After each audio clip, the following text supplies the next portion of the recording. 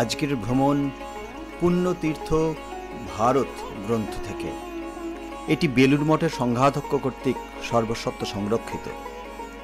রচনা রামকৃষ্ণ সংঘের প্রয়াত সন্ন্যাসী স্বামী দিব্যাত্মানন্দজি মহারাজ। গ্রন্থ পাঠে শ্রী দেবজিৎ বর্মন। ভগবত পথের পথিকদের কাছে ভারতের হিন্দু তীর্থস্থানগুলির আকর্ষণ প্রবল ও চিরন্তন। এর সঙ্গে দুর্গম তীর্থগুলির দর্শনের মধ্যে অ্যাডভেঞ্চার মনোভাবের পরিতৃপ্তি, নৈঃশব্দ সৌন্দর্যের রূপ উপভোগ থাকে। দিব্যাত্মানন্দজির বিবরণে সব দৃষ্টিভঙ্গিরই ছোঁয়া রয়েছে, তবু প্রধানভাবে ফুটে উঠেছে জ্ঞান অনুসন্ধিৎসু এক ভক্ত সন্ন্যাসীর পর্যবেক্ষণ। 1348 বঙ্গাব্দে তিনি ভারতের তীর্থাদি ভ্রমণ করেছিলেন। লিপিবদ্ধাকারী পুস্তক প্রকাশিত হয় 1370 বঙ্গাব্দে। তাই বর্তমানে স্থানগুলির রূপের বা ভাবের পরিবর্তন হয়েছে। এই পরিবর্তন মহাকালের প্রতি পদক্ষেপেই ঘটছে। নিত্য পরিবর্তন আছে বলেই এই সংসার জগৎ নামে অভিহিত। এই পরিবর্তনের কথা স্মরণ করলে বর্তমান ভ্রমণকারীর কোনো অসঙ্গতি দৃষ্টিগোচর হবে না। আপনারা শুনছেন দেবভূমি ভারত, ভারতবর্ষের অনন্য কথা।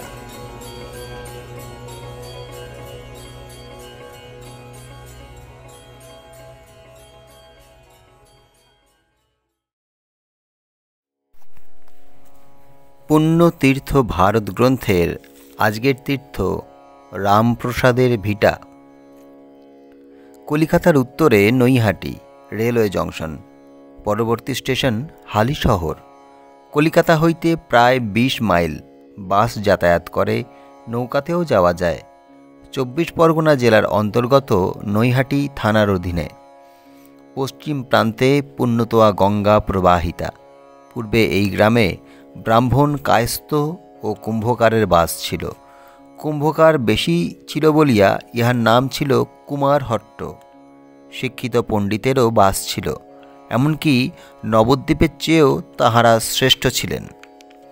এককালে গ্রামটি খুবই সমৃদ্ধশালী ছিল। ম্যালেরিয়াতে ইহা শ্রীহীন হয়। শ্রী চৈতন্য মহাপ্রভুর দীক্ষাগুরু সন্ন্যাসী ঈশ্বরপুরী এই গ্রামেই তাহার আবির্ভাব হয়। কিছুকাল পরে ঈশ্বরপুরী মহাসমাধি লাভ করেন। মহাপ্রভুর পদার্পণে এই গ্রাম পবিত্র হইল। গুরুদেবের জন্মভূমি দর্শন করিতে আসিলেন। পুণ্যভূমির খানিকটা মাটি আঁচলে বাঁধিয়া লইলেন। দেখা দেখি পার্শ্বদগণও লইলেন। পরপর ভক্তরাও লইতে আরম্ভ করিল। সেহেতু একটি ডোবাতে পরিণত হয়। গুরুদেবের অদর্শনে মহাপ্রভু অঝরে কাঁদিতে লাগলেন। চোখের জলে ডোবাটি পরিপূর্ণ হইল। ইহা চৈতন্য ডোবা নামে খ্যাত। আজও তাহা বিদ্যমান। বৈষ্ণবদের নিকট ইহা একটি পবিত্র স্থান। যাত্রীগণ দর্শনে আসিয়া থাকে। মহাপ্রভুর স্মরণ মনন করিয়া নিজেদের ধন্য মনে করে। ইহার উত্তর তীরে বৈষ্ণবদের একটি আস্তানা আছে। চারিদিকে ঘোর জঙ্গলে আচ্ছন্ন। এই গঙ্গার ঘাটে দেশ বিদেশের যাত্রীগণ স্নান করিতে আসিত। বৎসরে 2-3 বার মেলা বসিত। রাজা ও জমিদারগণ আসিতেন। নানা রকম সামগ্রী বেচা কেনা হইত।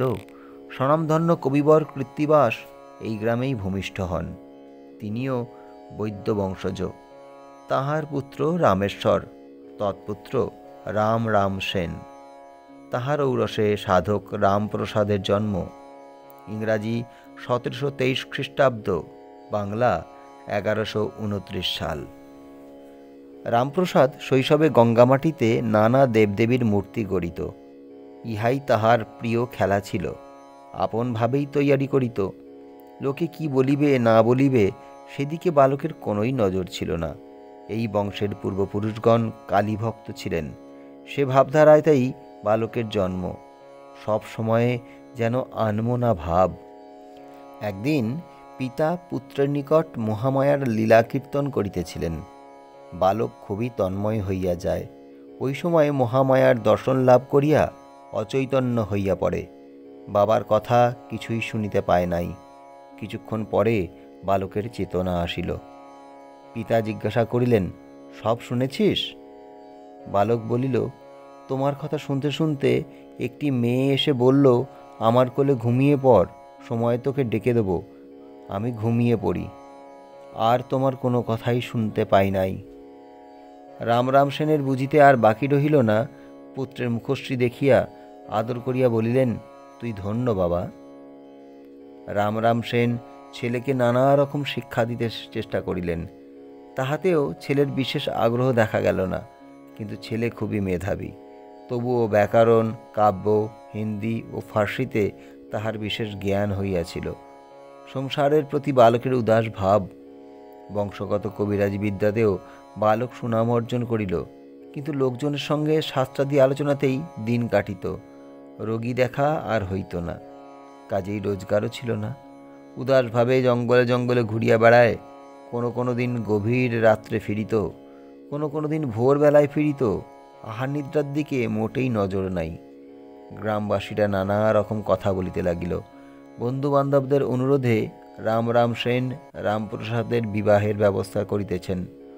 প্রসাদ বাবাকে একবার বলিল, এ অবস্থায় বিবাহ করা কি উচিত? পিতা পুত্রকে বিশেষভাবে জানেন, ভাবিলেন আমার ছেলে কখনো অন্যায় কাজ করিতে পারে না, তবে ভগবান লাভের জন্য গৃহত্যাগী হইতে পারে।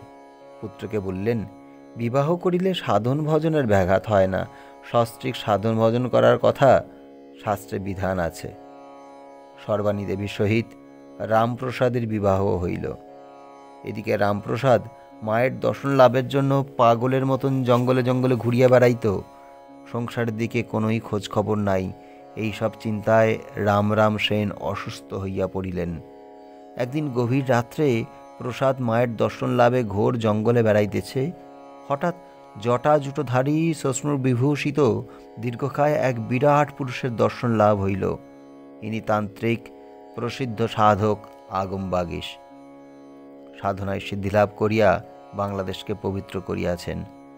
সাধক বালককে দেখিয়া তাহার ভবিষ্যৎ বুঝিতে পারিলেন, সঙ্গে করিয়া তাহার কুঠিয়াতে লইয়া গেলেন। গভীর জঙ্গলে শ্মশানের মধ্যে সাধকের পর্ণকুটির। আশেপাশে নরমুণ্ড, চারিদিকে হিংস্র জানোয়ার ঘুরিয়া বেড়াইতেছে, কিন্তু সাধকের নিকট ইহারা শির অবনত করিয়া থাকে। বালক সাধকের নিকট দীক্ষা প্রার্থনা করিল। সাধক বলিলেন, আগামী অমাবস্যায় গভীর রাত্রে তোমাকে দীক্ষা দেব, এখন ফিরে যাও। প্রসাদ দীক্ষালাভ করিয়া কঠোর তপস্যায় কঠোর সাধনে রত হইল। এমন সময়ে রাম সেন এ সংসার ত্যাগ করিলেন। প্রসাদ সংসার সম্বন্ধে অনভিজ্ঞ, নানা রকম অভাব অনটন আসিয়া দেখা দিল। প্রসাদ মা ছাড়া আর কিছুই জানেন না। সর্বাণী দেবী অর্থাভাবে সংসার প্রতিপালন করিতে অক্ষম। রামপ্রসাদ অসুস্থ। তাহার মেয়ে জগদীশ্বরী ও পুত্র রামদুলাল বড় হইয়াছে। তাহাদের লালন পালন করা খুবই কষ্টকর হইয়া উঠিল। কোনো উপায় নাই, কিন্তু রামপ্রসাদ মা ছাড়া কিছুই জানেন না। একদিন কঠিন সমস্যা দেখা দিল। সর্বাণী দেবী কোনো কিছুই ব্যবস্থা করিতে পারিলেন না। অভাবের তাড়নায় কাঁদিতে কাঁদিতে বেহুশ হইয়া পড়িয়া আছেন। রামপ্রসাদ ঘরে আসিয়া সর্বাণী দেবীকে জিজ্ঞাসা করিলেন, তোমার এই মতো অবস্থা কেন?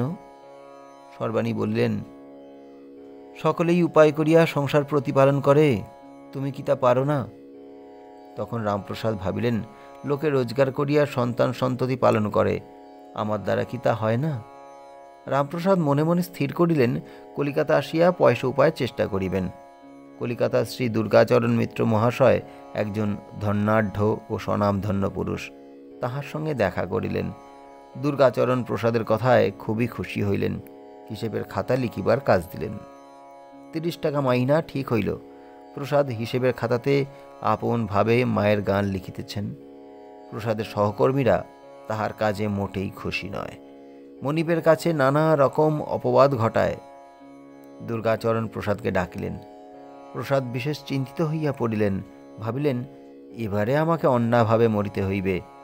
মনিব দেখিলেন প্রত্যেক পাতায় মায়ের সুন্দর সুন্দর ভজন গান লেখা আছে।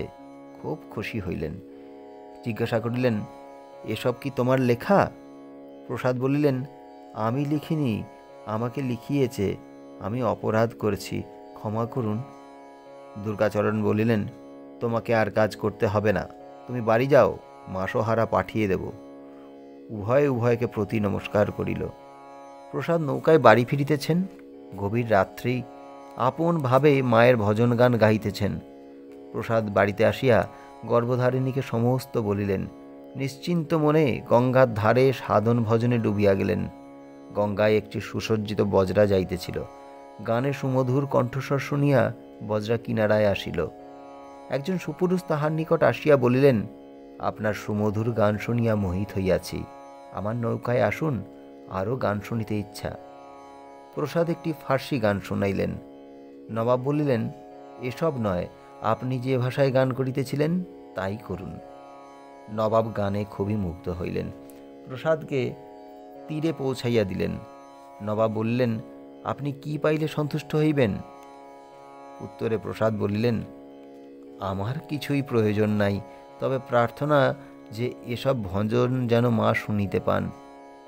নবাব প্রসাদকে অভিবাদন করিয়া চলিয়া গেলেন।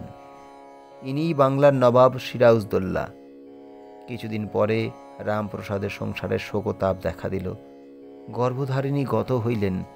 সহধর্মিণীও এ জগৎ ছাড়িয়া চলিয়া গেলেন। নানা অভাবের তাড়নায় পড়িলেন। মহামায়ার উপর খুবই অভিমান হইল। বাড়ির সম্মুখে বাগানের বেড়া ভাঙিয়া গিয়াছে, তাহা মেরামত করিতেছেন, আর মনে মনে মহামায়ার লীলার কথা ভাবিতেছিলেন। খুবই তন্ময় হইয়া কাজ করিতেছিলেন। মহামায়া কন্যা জগদীশ্বরীর বেশে আসিয়া বলিলেন, ওপার হতে রশিটা ফিরিয়ে দি বাবা, তোমার কাজের সুবিধা হবে। প্রসাদ কিছুই বুঝিতে পারিলেন না। কাজ শেষ হইবার পর জগদীশ্বরী বললেন, এবারে আসি বাবা। প্রসাদ তবুও মাথা উঠাইয়া তাকাইলেন না। সেই সময় মেয়ে জগদীশ্বরী আসিয়া বলিল, বাবা, তোমায় কত ডাকছি, তুমি কি শুনতে পাও না? প্রসাদ বললেন, সে কি রে, এই যে তুই আমার সঙ্গে বেড়া বাঁধলি। মেয়ে বলিল, সে কি বাবা, আমি যে রান্নাঘরে কাজ করছিলাম। মেয়ের কথা শুনিয়া প্রসাদ খুবই অবাক হইলেন। ভাবিলেন, মা, তুই মেয়ের রূপে আমার সামনে এলি, আমি তোকে চিনতে পারলাম না, সামনে এসেও ফিরে গেলি। মনে মনে খুবই অভিমান হইল। এবারে প্রসাদ তন্ময়ভাবে মায়ের সাধনায় ডুবিয়া গেলেন। নিত্য গঙ্গা স্নান করিয়া পূজা অর্চনা করিতেন। একদিন গঙ্গায় যাইতেছেন, এমন সময় একজন অপরিচিতা বালিকা বলিল, তুমিই রামপ্রসাদ, তোমার গান শুনবার জন্য আমি কাশী হতে এসেছি। প্রসাদ বলিলেন, গঙ্গা স্নানে যাচ্ছি, মায়ের পূজা করব। বালিকা বলিল, আমার যে আর সময় নেই। প্রসাদ বলিলেন, আচ্ছা, গঙ্গায় ডুব দিয়ে আসি। বাড়ি ফিরিয়া কাহাকেও দেখিতে পাইলেন না। রাত্রে স্বপ্ন দেখিলেন, মা অন্নপূর্ণা বলিতেছেন, তোর পূজা অর্চনা এতই বড় হলো যে আমায় গান শোনালি না। তোর গান শোনার জন্যই কাশী হতে এসেছিলাম। প্রসাদের ঘুম ভাঙিয়া গেল। মনে দুঃখ যে আমি খুবই অপরাধ করিয়াছি। পরদিন কাশী যাত্রা করিলেন। পথে ত্রিবেণীতে গঙ্গার ঘাটে আসিলেন।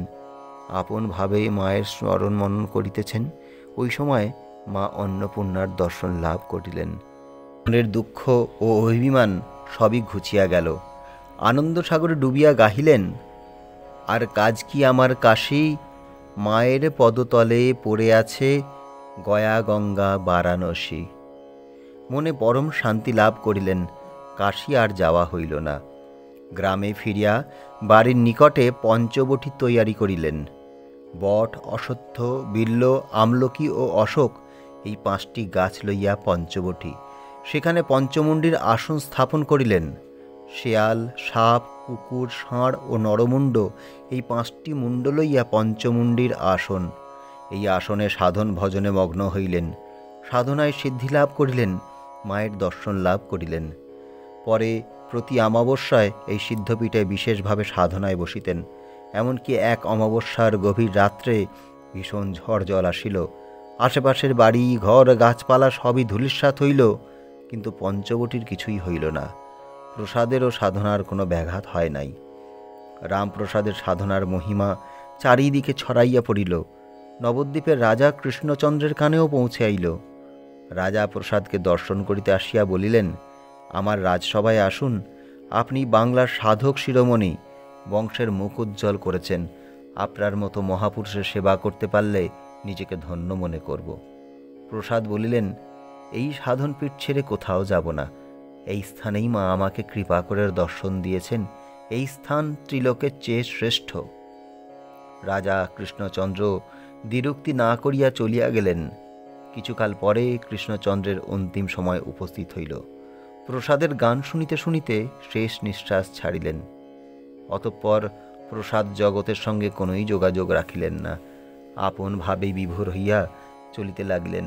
গ্রামবাসীরাও ইহা লক্ষ্য করিয়াছিল। এক দেওয়ালিতে বেশ ঘটা করিয়া মায়ের পূজার আয়োজন করিলেন। সারা রাত নূতন নূতন ভজন মাকে শুনাইলেন। পরের দিন মাকে বিসর্জন দিতে হইবে, নিজে মঙ্গল ঘট মাথায় করিলেন, আবক্ষ গঙ্গায় নামিলেন। ভজন চলিতেছে, ঘটের সঙ্গে পুণ্য সরিলে নিজেকেও বিসর্জন দিলেন। এখনও সেই পঞ্চবটী বিদ্যমান, পাশেই কালী মন্দির। প্রতি বৎসর দেওয়ালিতে বিশেষ মেলা হয়। 12ই মাঘ মেলা বসিয়া থাকে, বহু যাত্রী সমাবেশ হয়। পঞ্চবটী ও মায়ের দর্শনে সকলেই পুণ্য সঞ্চয় করে। আজ এই পবিত্র স্থান জগতের একটি পুণ্য তীর্থ। গঙ্গা হইতে প্রায় আধ মাইল পূর্ব দিকে রামপ্রসাদের ভজন ও সঙ্গীত সমাজের শ্রেষ্ঠ স্থান অধিকার করিয়াছে। আজও ইতিহাস এই ভূমির মহিমা কীর্তন করিতেছে।